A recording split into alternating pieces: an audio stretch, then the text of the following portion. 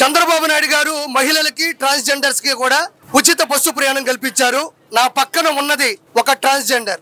నాకు అసలు మీ ఆశీస్సులు ఉంటే వాళ్ళు ఏ స్థాయికని వెళ్తారని తెలిసింది. బట్ నేను ఈ బస్సులోకి వచ్చేంత వరకు, నేను వీడియో చేసేంత వరకు కూడా మీలాంటి వ్యక్తి ఇందులో ఉంటారని నేను అనుకోలేదు. బట్ ఖచ్చితంగా ఈ పథకం మీకు కూడా వచ్చినందుకు చాలా సంతోషంగా ఉంది. అంటే చంద్రబాబు నాయుడు గారు మహిళలకి ట్రాన్స్జెండర్స్ కూడా కలిపి ఉచిత ప్రయాణాన్ని ఇచ్చాడు కాబట్టి నా పక్కన ట్రాన్స్జెండర్. మీ పేరు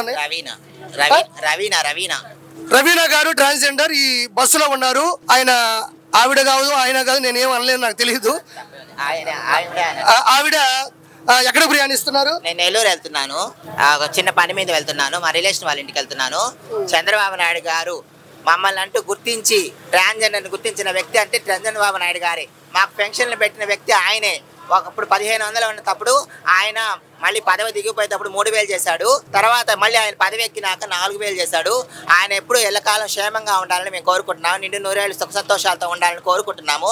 ఆయన చాలా మంచి వ్యక్తి. మమ్మల్ని మేము ఉన్నాము అంటూ గుర్తించిన వ్యక్తి ఆయన. ఇంకా మాకు కావాల్సిన ఇల్లు కానీ అన్ని ఏర్పరిచి మాకంటూ ఒక ఉద్యోగాలు ఏర్పరుస్తాలని మేము కోరుకుంటున్నాము.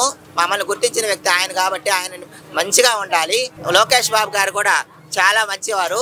ఆయన కూడా చాలా సంతోషంగా సుఖ సంతోషాలతో ఉండాలని కోరుకుంటున్నాము. ఇంకా మాకు అంటూ మమ్మల్ని వెలుగులో తీసుకొచ్చిన ఆయన చంద్రబాబు నాయుడే.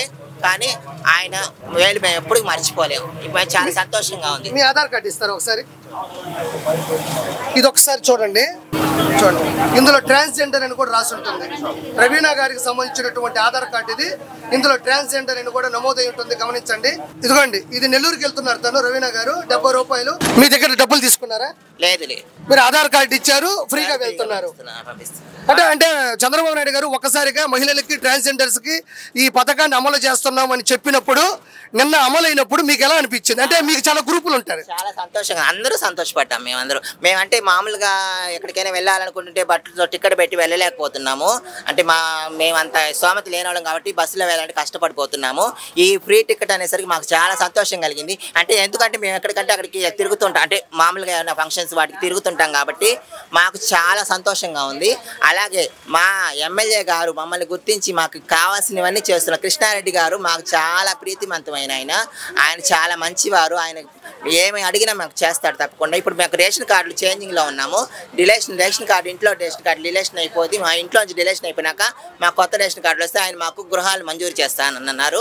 ఆయన మాత్రం చాలా మంచివాళ్ళు. ఆయన కూడా నిండు 100 ఏళ్ళు సుఖ సంతోషాలు అష్టేశ్వర భోగభాగ్యాలతో చల్లగా ఉండాలని కోరుకుంటున్నాము. అంటే మీ ఆశీస్సులు చాలా బలమైనవి. మీ ఆశీస్సులు ఉంటే ఎవరు ఏ స్థాయిలోకి వెళ్తారనేది ఒక నానుడు ఉంది. అది చాలా సార్లు కూడా ప్రూవ్ అయింది.